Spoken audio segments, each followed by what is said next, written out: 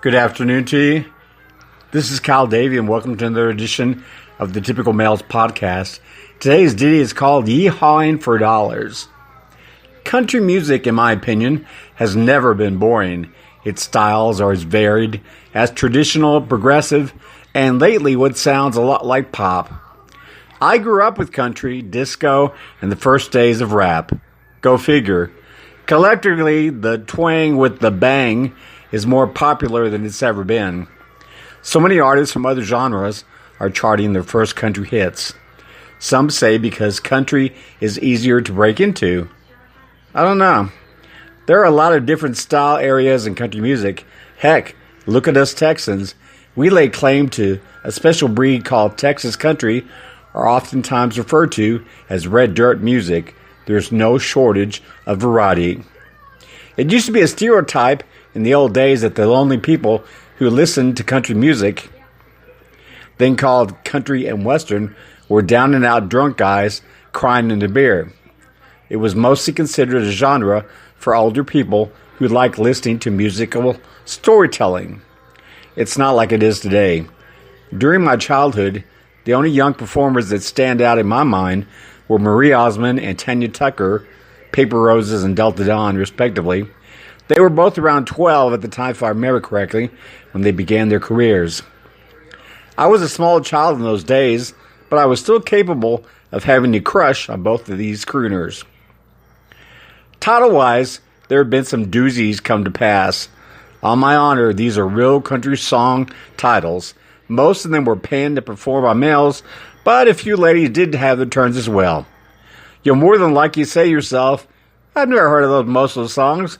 Well, that's easy to explain because the majority were not even real hits in the real sense. Why? You'll find out.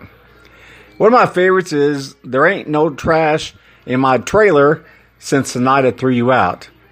This one could very well go both ways, male or female. Only now, it's not just trailers anymore. Any habitat is fair game for being tossed out in your ear for any and many infractions. Perhaps the most famous one is George Strait's All My Exes Live in Texas. This song actually has a Texas connection. And you think you have problems? It's really misfortunate to live in a state as big as Texas and still feel like you're being crowded out by your former significant others. Remember the song, Bubba Shot the Jukebox? Because the jukebox played a sad, sad song? Well, from the looks of it, I bet the jukebox repairman had a lucrative and profitable busy trade.